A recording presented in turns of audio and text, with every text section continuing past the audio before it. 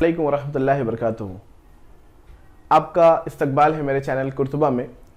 जैसे कि पिछले वीडियो में हमने बेसिक्स ऑफ सिमिलैरिटी या इंट्रोडक्शन टू सिमिलैरिटी देखा, जिसके अंदर हमने देखा कि मसलस का रकबा कायदा और इर्तिफा के ऊपर मुनहसर रहता है।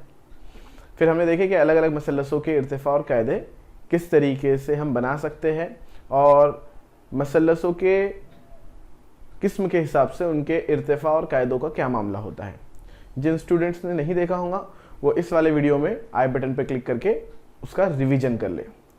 साथ ही साथ आखिर में हमने ये पढ़ा था कि अगर ऐसे मसलस जिनके इर्तिफा मुश्तरक हो या जिनके इर्तिफा मसावी हो तो उनके रकबों की निस्बत उनके नज़ीरी कायदों की निस्बत के मसावी होती है, और अगर उनके कायदे मुश्तरक या मसावी हो तो उनके रकबों की निस्बत उनके नज़ीरी इर्तिफाओं की निस्बत के मसावी होती है। चलिए इसी चीज़ के ऊपर, ये दो खुसूसियात के ऊपर हम आज हल करने जा रहे हैं हमारी मश्क नंबर 1.1। मश्क नंबर 1.1 का जैसे कि आप देख सकते हैं, आपके पास भी सवाल है कि हमें यहाँ पर दो मसलस दिए गए हैं। सवाल कुछ इस तरीके से है कि एक मसलस का कायदा 9 और इर्तिफा 5 और दूसरे मसलस का कायदा 10 और इर्तिफा 6 हो, तब इन मसलसों के रकबों की निस्बत मालूम कीजिए। मतलब हमको उनके रकबों की निस्बत यानी रेशियो ऑफ देयर एरियाज ये फाइंड करना है। तो हम किस तरीके से करेंगे, जैसे कि मैं यहाँ पर लिख रखा हूँ जो हमको दिया हुआ था। हमारी बुक में किसी भी तरह से हमको उनके नाम नहीं दिए हुए हैं। मैंने पहले भी बताया था कि कायदे को अंग्रेजी में बेस बोलते हैं, इस वजह से हम कायदे को बी से जाहिर करेंगे, और इर्तिफा को अंग्रेजी में हाइट बोलते हैं, इसलिए हम उसको एच से जाहिर करेंगे। तो एक मसलस के कायदे को मैंने B1 नाम दिया हूँ और उसी के इर्तिफा को H1। उसी तरीके से उस दूसरे मसलस के कायदे को B2 और उसी के इर्तिफा को H2। इस तरीके से हमने नाम दिए हैं और उनकी कीमतें यहाँ रखी है। आपको ये पता होना चाहिए कि इनकी कीमतों के अंदर हमें इकाई नहीं दी हुई है। इकाई ना देने होने की वजह से हम भी यहाँ पे इकाई नहीं लिखेंगे और देखेंगे जवाब में हमें क्या लिखना है जी। तो सबसे पहले जैसे कि यहाँ पर लिखा हुआ है B1 बराबर 9, H1 बराबर 5 और B2 बराबर 10 और H2 बराबर 6। हम पहले एक मसलस का रकबा निकालेंगे, फिर दूसरे मसलस का रकबा निकालेंगे, या दोनों का साथ में भी निकाल सकते हैं और दोनों को एक साथ तकसीम कर सकते हैं। तो हम एक काम करते हैं, हम यहाँ लिखेंगे इस तरीके से, चूंकि मसलस का रकबा जी, मसलस के रकबे का ज़ाब्ता क्या होता है, 1/2 कायदा ज़र्ब इर्तिफा। अब हम लोग क्या करेंगे कि जो B1 H1 वाला मसलस है उसके रकबे को A1 मान लेंगे, और जो B2 H2 वाला मसलस है उसके रकबे को A2 मान लेंगे। हम यहाँ पर A क्यों मान रहे हैं, क्योंकि रकबे को अंग्रेजी में एरिया कहते हैं, देयरफॉर रकबे को हम A से जाहिर कर रहे हैं। सेकेंडली आप सोच रहे होंगे कि सर क्या इस तरीके से सवाल में कर सकते हैं? नहीं। सबसे पहले तो ये बहुत ही बुनियादी क्वेश्चन है, बेसिक क्वेश्चन है, 1 मार्क के लिए आने वाला सवाल है। दूसरे, इसमें किसी तरह से कोई मसलस का नाम नहीं दिया गया है, इसलिए हम इसे कुछ भी फर्ज कर सकते हैं प्रॉपर तरीके से जी। तो हम लिखेंगे इसलिए A1 यानी पहले मसलस का रकबा क्या रहेगा, 1/2 B1 ज़ब H1 बटे A2 दूसरे मसलस का रकबा वो क्या रहेगा, 1/2 B2 ज़ब H2 बराबर। यहाँ 1/2 कैंसिल हो जाएगा। अब हम इनकी कीमतें रख देते हैं, तो A1 बटे A2 बराबर B1 कितना है यहाँ पर 9 ज़र्ब H1 5 बटे B2 कितना है 10 ज़र्ब 6। अब हमारे पास दो ऑप्शन है, या तो इनका ज़र्ब करके फिर तकसीम की जाए, या अभी से तकसीम कर ली जाए और फिर ज़र्ब कर लिया जाए। कैसे भी चाहिए जवाब वहीं आएगा। आसानी के लिए मैं आपको बताता हूँ कि जैसे दोनों 3 से तकसीम हो सकते हैं, तो 3 दूनी 6, 3 तिये 9, 5 एका 5, 5 दूनी 10। तो इस तरीके से शुमार को निंदा में सिर्फ क्या रहा, 3 और 1, तो 3 एका 3 बटे 2 दूनी 4। तो इस तरीके से इनके दरमियान हमें निस्बत हासिल हुई A1 बटे A2 बराबर 3/4। यहाँ पर रकबों की कोई इकाई नहीं, इसलिए हमको सिर्फ निस्बत पूछी गई थी। हम उसका जवाब इस तरीके से भी दे सकते हैं, उसकी निस्बत कसर की सूरत में भी हो सकती है, या फिर निस्बत की सूरत जो है इसको इसी तरह हम लिख सकते हैं, इसलिए A1 निस्बत A2 बराबर 3/4। आपके बुक में या तो इस टाइप से आंसर होगा या इस टाइप से, और आखिर में आपको जवाब लिखना है, इसलिए मसलसों के रकबों की निस्बत 3/4 है। यह हो गया आपका पहला सवाल है, बहुत ही आसान। चलिए आते हैं अब दूसरे सवाल के ऊपर। दूसरे सवाल में हमें क्या है, एक शक्ल दी गई है और उस शक्ल के अंदर हमें कुछ बुनियादी मालूमात दी गई है जो मैंने आपके बोर्ड पर यहाँ पर दिया हुआ है, लिख के रखा हूँ। देखिए जवाब लिखने का एक खास तरीका होता है, जैसे कि आप देख सकते हैं कि यहाँ पर भी ये दिया हुआ था, लेकिन चूंकि उसको नाम नहीं दिए हुए थे इसलिए हमने डायरेक्टली फर्ज करके लिखे उसको। यहाँ पर हमें शक्ल भी दी हुई है, शक्ल के अंदर जो रास है और जो अलग अलग साइड्स वगैरह है, जिले हैं, इन सबके नाम दिए हुए हैं, इसलिए हम दिया हुआ है लिख रहे। तो हम लिखे दिया हुआ है, क्या क्या दिया हुआ है, बीसी उमूद है एबी पर, यानी ये जो बीसी है वो एबी इस खत पर, इस जिले पर उमूद है। साथ ही साथ एडी जो है या डीए जो है वो एबी पर उमूद है। यानी हमें यहाँ दो मसलस दिखाई दे रहे हैं, एक मसलस एबीसी ऊपर की जानिब है और दूसरा मसलस जो है वो बीएडी इस तरीके से यहां नीचे की जानिब है। अब ये दोनों मसलसों को अगर आप बगौर मुशाहिदा करेंगे तो दोनों मसलसों के अंदर ए बी, ये जो आपको दिखाई दे रहा है जिला ए बी, वो मुश्तरिक है और उस जिला ए बी को हम उसका कायदा भी कह सकते हैं। और अगर हम इसको कायदा कहेंगे तो बी सी उसका इर्तिफा रहेगा और नीचे वाले मसलस में, मतलब मसलस बी ए डी में अगर ए बी कायदा है तो ए डी उसका इर्तिफा रहेगा। यानी इस तरीके से यहां पर ये जो दोनों मसलस है, मसलस ए बी सी और मसलस बी ए डी, ये मुश्तरिक कायदे वाले मसलस है और मुश्तरिक कायदे वाले मसलसों के रकबे की निस्बत उनके नज़ीरी इर्तिफाओं की निस्बत के मसावी रहेंगी। या हम ये कह सकते हैं कि मुश्तरिक कायदे वाले मसलसों के रकबे उनके इर्तिफाओं के तनासुब में होते हैं। ठीक है, तो अब यहां पर हमें इर्तिफा जो बीसी है उसकी लंबाई दी हुई है 4 और जो इर्तिफा एडी है उसकी लंबाई भी हमें दी हुई है 4। हम इसका इस्तेमाल करेंगे और सीधे जवाब लेकर आएंगे। तो सबसे पहले हमें यहां क्या लिखना होगा, चूंकि मसलस ए बी सी और मसलस बी ए डी, इस चीज का ख्याल रखें, ये अच्छी आदत होती है कि आप 90 दर्जे के जाविये को दरमियान में लिखें, मतलब वो जो हुर्फ है, जो रास 90 दर्जे को जाहिर कर रहा है वो दरमियान में आना चाहिए। तो चूंकि मसलस ए बी सी और बी ई डी मुश्तरिक कायदे वाले मसलस है, इसलिए एरिया ऑफ ट्रायंगल एबीसी, मतलब मसलस एबीसी का रकबा बटे एरिया ऑफ ट्रायंगल बीएडी, मसलस बीएडी का रकबा बराबर क्या रहेगा, अगर मुश्तरिक कायदे है तो इर्तिफा, इर्तिफा क्या है, एबीसी का इर्तिफा बीसी बटे बीएडी का इर्तिफा एडी। इस तरीके से यहां पर आप जवाज लिख सकते हैं इस तरीके से, और वो जवाज थोड़ा अच्छा लंबी होगा हमारा। जवाज क्या रहेगा, मुश्तरिक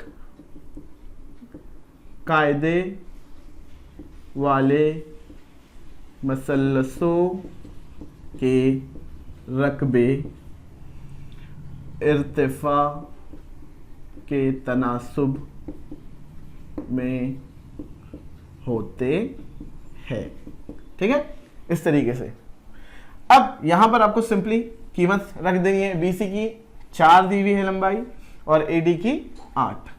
अब ये चूंकि तकसीम हो सकते हैं, 4 का 4, 4 दूनी 8। इस तरीके से हमें हासिल हुआ कि area of triangle A B C बटे area of triangle B A D बराबर 1/2, और ये हासिल हो गई हमें इन मसलसों के रकबों की निस्बत।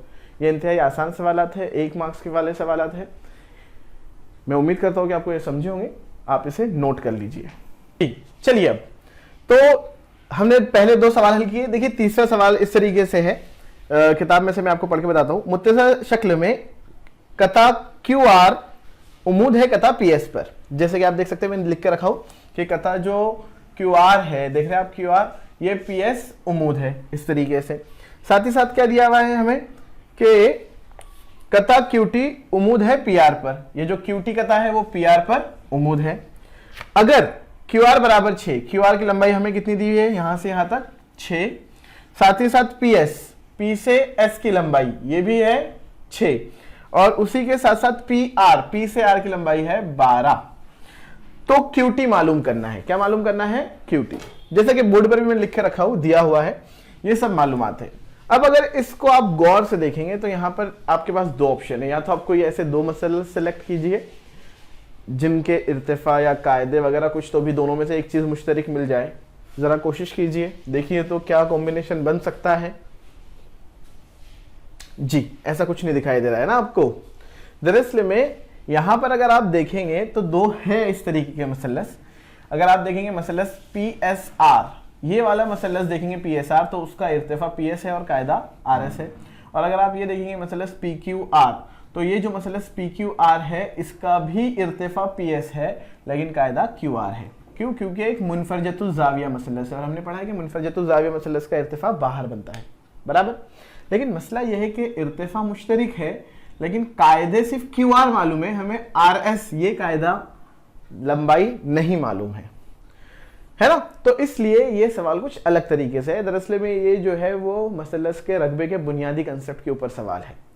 अगर आप देखेंगे गौर से जो मालूमात हमको दी गई है और आप सिर्फ फोकस कीजिए मसलस PQR पर। कहां पर आपको फोकस करना है? मसलस PQR। मसलस PQR मतलब ये वाला मसलस, देखिए उसको मैं अलग कलर से हाईलाइट कर देता हूं, ब्लैक कलर से मैं बात कर रहा हूं, ये मसलस PQR। अगर आप इसके ऊपर फोकस करेंगे, इसके ऊपर ध्यान देंगे तो दरअसल में ये मसलस के जो मालूमात दी हुई है हमें, उसके अंदर आप देखेंगे कि ये है उसका इर्तिफा, PS इर्तिफा है और कायदा QR है। तो ये एक इर्तिफा और ये कायदा, मतलब ये एक जोड़ी पता है, इससे हम मसलस का रकबा निकाल सकते हैं।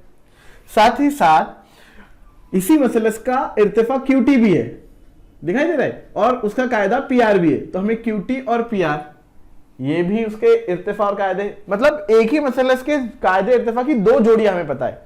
तो हम क्या करेंगे? रकबा निकालेंगे और वो रकबे को एक दूसरे से इक्वेट कर देंगे, एक दूसरे के मसावी बताएंगे और इस तरीके से हमें QT हासिल हो जाएगा।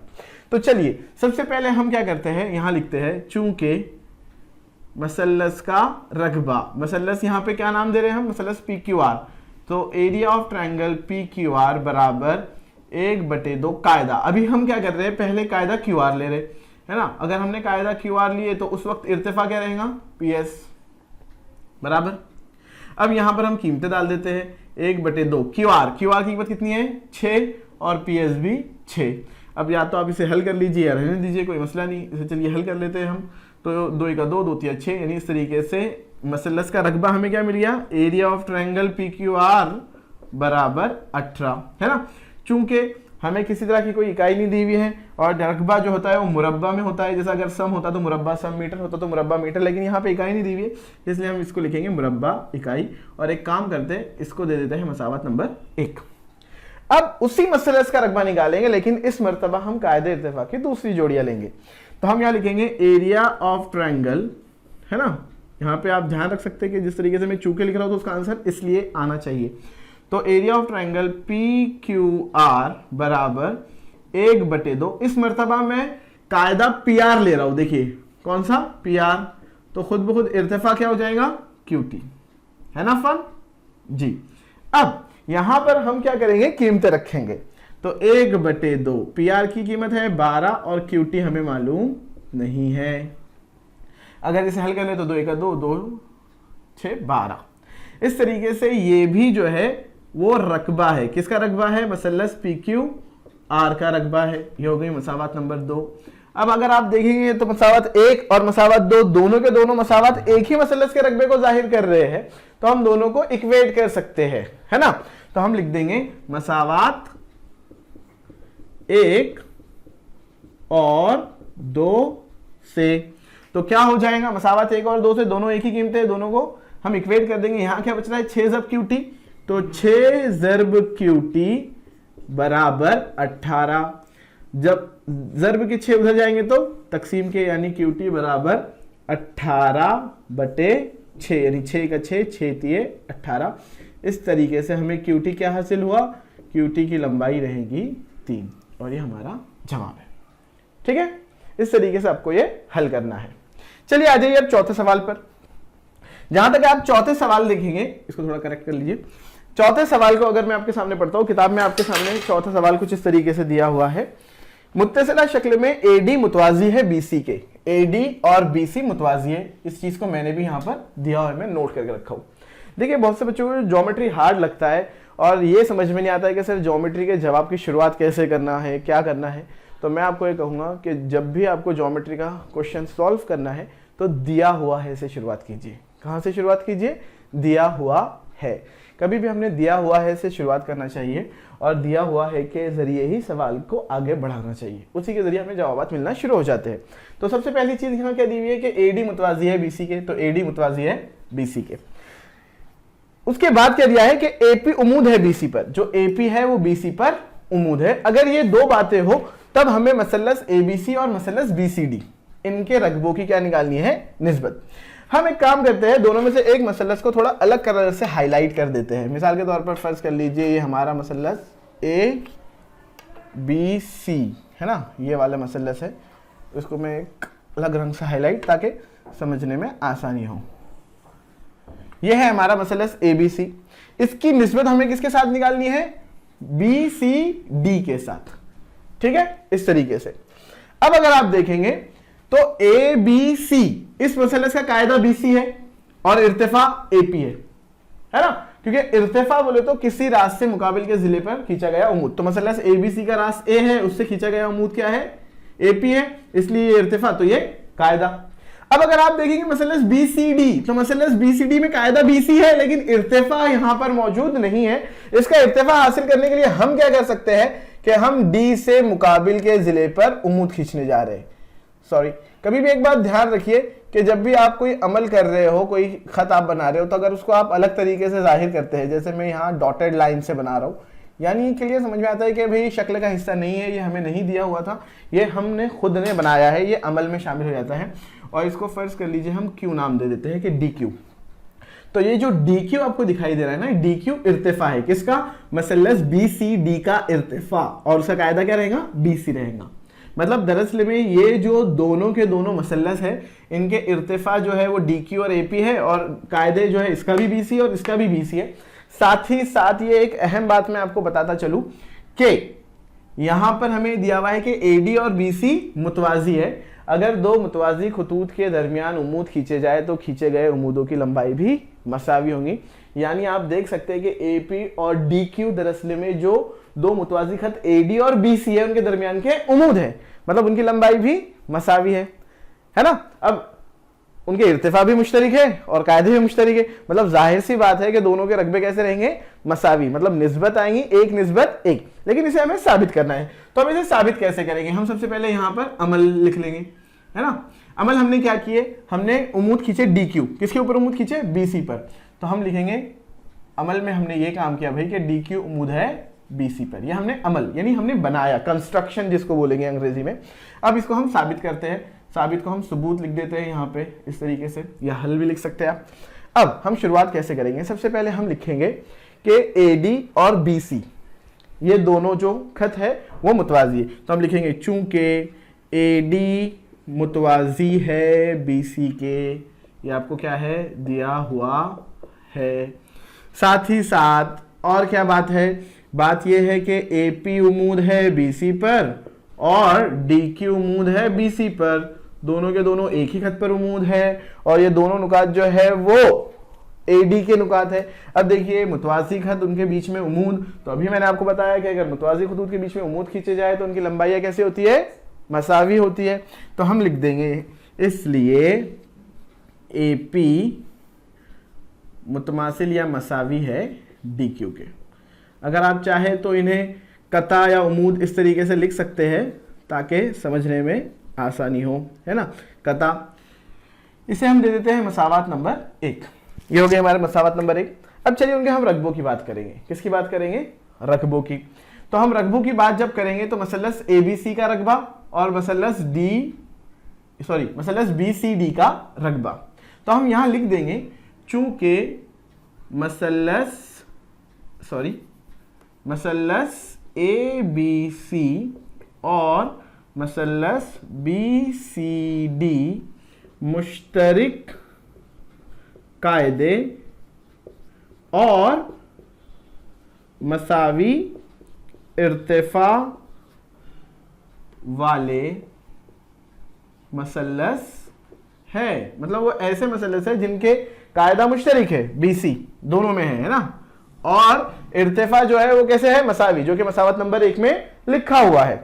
अब अगर ऐसे मसलस हो तो जाहिर सी बात है उनके रकबे कैसे रहेंगे, मसावी रहेंगे। तो हम लिख देंगे इसलिए area of triangle A B C, या इसको हम इस तरीके से साबित कर देते हैं, चलिए थोड़ा हल करके। और एरिया ऑफ ट्रायंगल हम डायरेक्टली भी लिख सकते हैं क्योंकि हमने ऊपर स्टेटमेंट लिख दिया है। तो हम लिखेंगे एरिया ऑफ ट्रायंगल एबीसी बटे एरिया ऑफ ट्रायंगल बी बराबर 1/2 कायदा। इसका कायदा क्या है? बीसी, और इर्तिफा क्या है? एपी बटे 1/2 कायदा उसका भी बीसी है और उसका इर्तिफा डी क्यू है। क्या है? D Q. अभी 1/2 बीसी बीसी कैंसिल, अब बच गए एपी बटे डी क्यू। लेकिन हमको ये बात मालूम है, लिखा हुआ है मसावत नंबर 1 में कि एपी और डी क्यू भी क्या है? बराबर है। यानी हम एपी की जगह डी क्यू या डी क्यू की जगह एपी लिख सकते हैं। तो हम लिख दें, चलिए नीचे की लाइन में हम लिखते हैं कि एपी बटे डी क्यू की जगह भी मैं क्या लिख रहा हूं? एपी लिख रहा हूं। तो क्या होगा? एपी एपी कैंसिल और जवाब क्या आएगा? 1। ये यहां पे आप जवाब लिख सकते हैं कि आपने भाई डी क्यू की एपी क्यों लिखे? मसावत 1 से। इसलिए दोनों के रकबों की निस्बत क्या हासिल हो जाएंगी? एरिया ऑफ ट्रायंगल एबीसी निस्बत एरिया ऑफ ट्रायंगल बीसीडी बराबर 1, मतलब 1 निस्बत 1। इस तरीके से ये आ गया हमारे चौथे सवाल का जवाब। उम्मीद है आपको समझा होगा। इसको आप अच्छी तरीके से समझ लीजिए। अगर किसी तरह का डाउट हो तो नीचे ग्रुप के डिस्क्रिप्शन में व्हाट्सएप ग्रुप के इस वीडियो के लिंक डिस्क्रिप्शन में व्हाट्सएप ग्रुप की लिंक दी हुई है। आप उस ग्रुप से ज्वाइन होकर मुझसे पर्सनली सवाल पूछ सकते हैं। ठीक है, इसे आप लोग सबसे पहले नोट कर लीजिए। अब है हमारे मश्क का आखिरी सवाल, मश्क नंबर 1.1 का 5वां सवाल। इस सवाल के अंदर हमें किसी किस्म की कोई लंबाई यानी फिगर्स नंबर्स नहीं दिए, आदाद नहीं दिए हैं, है ना। इसका जवाब हमको अंग्रेजी के हुर्फ तहज्जी यानी अल्फाबेट्स फॉर्म में ही लाना है। देखिए सवाल क्या है कि ये शक्ल है और इस शक्ल के अंदर एडी उमूद है बीसी पर और पी की उमूद है बीसी पर। अगर ऐसा है तो आपको ये चारों जो निस्बतें दी है ये निस्बतें आपको मालूम करनी है। ठीक है फुरकान, अब देखिए कैसे मालूम करेंगे हम क्या करेंगे इसके हल के अंदर 1 बाय 1। अगर आपको सेपरेटली हल करना है ना, पहला अलग दूसरा अलग, यहां पर मैं आपको पहला और चौथा ये 2 ही सवाल करवाऊंगा, बाकी 2 आपको खुद करने हैं। ठीक है, होमवर्क के अंदर। पहला सवाल, area of triangle PQB upon area of triangle PBC। तो सबसे पहले ये जो दोनों मसलस है ना, इन मसलसों को हम फिगर आउट करेंगे, मतलब समझेंगे कि कौन से मसलस है PQB और PBC। PQB दिखाई दे रहा है आपको, PQB और PBC। ठीक है, PQB और PBC। अगर ये दोनों मसलसों को मैं थोड़ा हाईलाइट कर देता हूं तो आपको समझने में आसानी होगी। ये देखिए ये है मसलस PQB और ये दूसरा मसलस है PBC। एक काम कर दो, दोनों को ब्लैक से आउट करता हूं मैं। ये है PQB और PBC। अगर इनको देखेंगे तो PQ दोनों के अंदर इर्तिफा है, PQB का भी इर्तिफा PQ है और PBC का इर्तिफा भी PQ है। इसका कायदा BQ है और इसका कायदा BC है। मतलब दरअसल में ये मुश्तरिक इर्तिफा वाले मसलस है और मुश्तरिक इर्तिफा वाले मसलसों के रकबों की निस्बत उनके नज़ीरी कायदों की निस्बत के मसावी होती है। तो हल के अंदर हम सबसे पहले सवाल का हल इस तरीके से करेंगे, है ना। ये हल, ये पहले सवाल का जवाब लिख रहे हैं, मतलब हम फर्स्ट वाले का। तो उसके हल में हम क्या लिखेंगे कि एरिया ऑफ ट्रायंगल PQB बटे एरिया ऑफ ट्रायंगल PBC बराबर, है ना, दिख रहे हैं ना हमको, PQ मुश्तरिक, ये हम जवाब में लिख देंगे डायरेक्टली, मुश्तरिक इर्तिफा वाले मसलस, तो उनके रकबों की निस्बत उनकी नजरी कायदे। तो PQB का कायदा क्या है? BQ बटे PBC का कायदा क्या है? BC। तो हम यहां लिखेंगे मुश्तरिक कायदे वाले मसलसों के रकबे इर्तिफा के तनासुब में होते हैं। आप इसे चाहे तो पूरा एक सिंगल लाइन में लिखिए, आपके पास थोड़ी ब्रॉड जगह रहेंगी। तो इस तरीके से पहला सवाल का जवाब आ गया।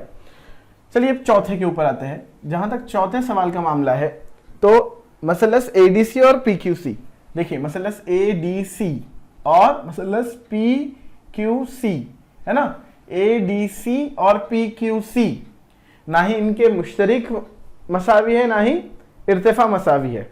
तो इस वजह से इनको हम सेपरेटली ही सॉल्व करेंगे। हम यहाँ लिखेंगे चूंकि एरिया ऑफ ट्रायंगल मसलस, कौन सा मसलस है पहले चौथे वाले के अंदर हमें ADC, है ना, तो मसलस ADC का रकबा बटे मसलस PQC, है ना, एडीसी का रकबा क्या रहेगा, 1/2 कायदा, एडीसी डीसी कायदा तो एडी इर्तिफा, तो डीसी ज़र्ब एडी है ना बटे 1/2 पीक्यूसी, पीक्यूसी क्यूसी कायदा पीक्यू इर्तिफा, तो क्यूसी ज़र्ब पीक्यू, 1/2 कैंसिल। इस तरीके से फाइनल आंसर जो हमें निस्बत मिल रही है वो क्या है, डीसी ज़ब एडी बटे क्यूसी ज़ब पीक्यू। और इस तरीके से हमारे चौथे सवाल का जवाब है। बहुत ही आसान सवालात है।